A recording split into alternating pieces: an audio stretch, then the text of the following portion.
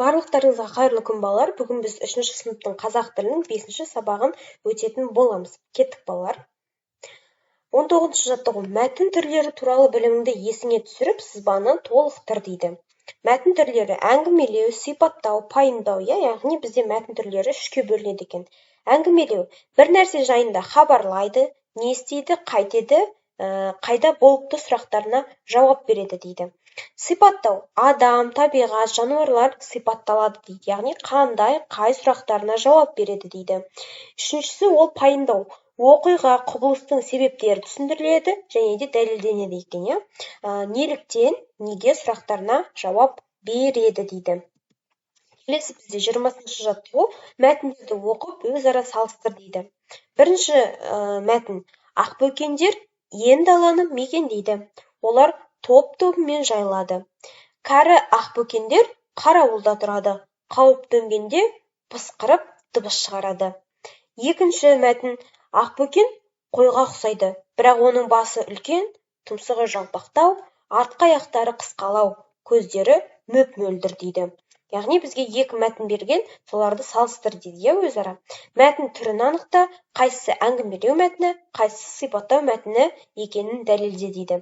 Яғни балалар бұл жерде бізде бірінші әңгімелеу мәтіні, ал екіншісі сипаттау болып тұр. Себебі екіншісі бізде ақбөкеннің қандай болатынын бізге көрсетіп, сипаттап тұр екен, ал бізде біріншісінде ол, яғни ақбөкенді әңгімелеп тұр. Не істейді, қандай жерді мекендейді деген сияқты. Келесі 21-ші жаттығу. Мәтін тақырыбына сай келмейтін бөлікті алып тастап, оны қайта құрастырып жаз дейді. Көптен бері қора сыртында екі таяқ жататын, екеуі дос еді. Мор сойдақ тісті полярлық мақұлық. Ол шаян бақалшықтарын қазып жеп қоректенеді. Бір күні қалтай біреуін қазық қағып, бұзауын арқандады. Сол-ақ екен, әлгі таяқтың көкірегінен нан пісіп шыға келді. Өйтпегенде ше, қазық болып пайдаға жарады ғой. Балтабай Әдіров дейді. Құрастырған мәтініңе ат қой дейді. Яғни балалар қараңыздар, бұл жерде біз бір бөлікті алып тастаймыздағы, оны ары қарай жалғастырады екенбіз. Енді бұл жерде қандай ат қойсаңыздар да өздеріңіз білесіздер, мәтіннің атын. Мен екі таяқ деп қойдым. Көптен бері қора сыртында екі таяқ жататын, екеуі дос еді. Бір күні қалтай біреуін қазық қағып, бұзауын арқандады. Сол-ақ екен, әлгі таяқтың көкірегіне нан пісіп шыға келді. Өйтпегенде ше, қазық болып пайдаға жарады ғой. Келесі 22-ші жаттығу шығармашылық үзіліс. Мына сөздердің тиістісін қойып өлең құра дейді.